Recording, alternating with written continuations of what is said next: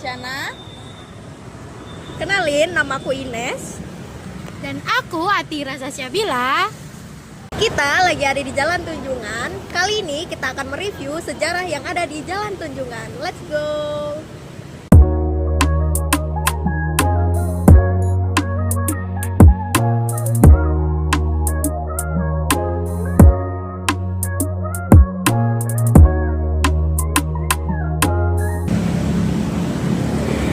Tapi bukan cuma tempat hits buat foto-foto ya.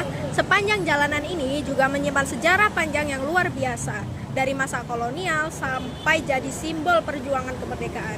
Jadi ikutin kita terus ya untuk keliling ke sepanjang Jalan Tunjungan.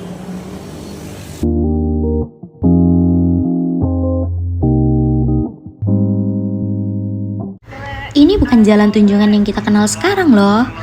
Jadi, ini adalah jalan Tunjungan tempo dulu, sekitar tahun 90-an. Suasananya beda banget ya, lebih klasik, lebih tenang, dan penuh dengan cerita masa lalu. Yang bikin makin keren tuh kendaraan zaman itu juga beda banget dari yang kita lihat sekarang. Ada angkot lawas, sepeda, bahkan becak yang hilir mudik. Jadi kebayangkan betapa rame dan serunya jalan Tunjungan waktu itu. Ya meskipun sekarang juga gak kalah rame ya guys. Cuplikan video ini diambil dari channel YouTube Surabaya Junior 2578. Bikin kita makin kagum ya sama Jalan Tunjungan. Sekarang memang beda, makin modern, tapi jejak masa lalunya tetap terasa banget ya. Kalian pernah kesini juga nggak? Share pengalamanmu di komen ya.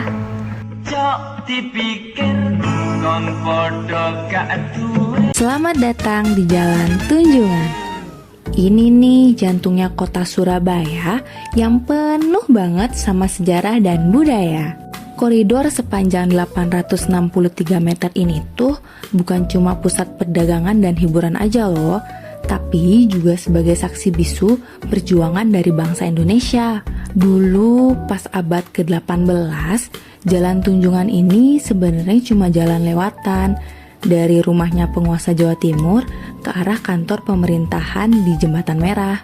Tapi makin kesini, apalagi setelah tahun 1900, kawasan ini berkembang pesat banget. Jadi pusat bisnis dan perdagangan di zaman kolonial Belanda. Jalan Tunjungan tuh dikenal banget sebagai kawasan bersejarah, apalagi karena peristiwa perobekan bendera Belanda di atas Hotel Oranye tanggal 19 September 1945. Hotel yang sekarang dikenal dengan nama Hotel Majapahit ini dulu pernah ganti nama sampai 5 kali loh. Mulai dari Hotel Oranye tahun 1911, terus jadi Hotel Yamato di tahun 1942, lalu Hotel Merdeka di tahun 1945, terus jadi Hotel Lucas Martin Sarkis di tahun 1946, sampai akhirnya jadi Hotel Majapahit deh di tahun 1969.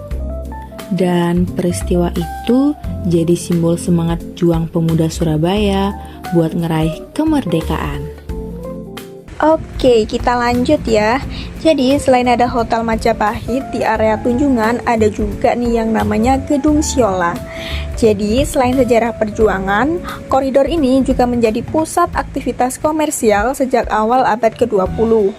Gedung-gedung bersejarah seperti Siola yang dibangun oleh pengusaha Inggris bernama Robert Laidlaw menjadi pusat grosir dan pertokoan terbesar pada masa Hindia Belanda. Tapi sekarang gedung Siola udah berubah fungsi ya, menjadi museum yang dikelola oleh pemerintah kota Surabaya. Sekarang Jalan Tunjungan udah berubah menjadi kawasan wisata heritage bernama Tunjungan Romansa, yang memadukan nuansa sejarah dengan sentuhan modern, menjadikan tempat favorit untuk berbelanja, bersantai, atau hanya sekedar menikmati hiburan seperti live music dan kegiatan-kegiatan anak-anak muda.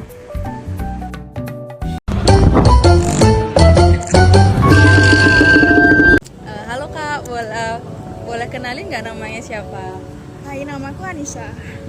Oke, aku mau tanya-tanya sedikit ya Kak. Kakak tahu nggak bangunan bersejarah apa sih yang ada di daerah Tunjungan ini? Jalan Tunjungan ini tuh ada Hotel Majapahit. Nah, Hotel Majapahit itu hotel waktu eksisnya itu dari zaman Belanda. Oh iya. Terus sama Gedung Siola. Gedung Siola itu pusat perbelanjaan pertama di Surabaya kayaknya. Oh gitu.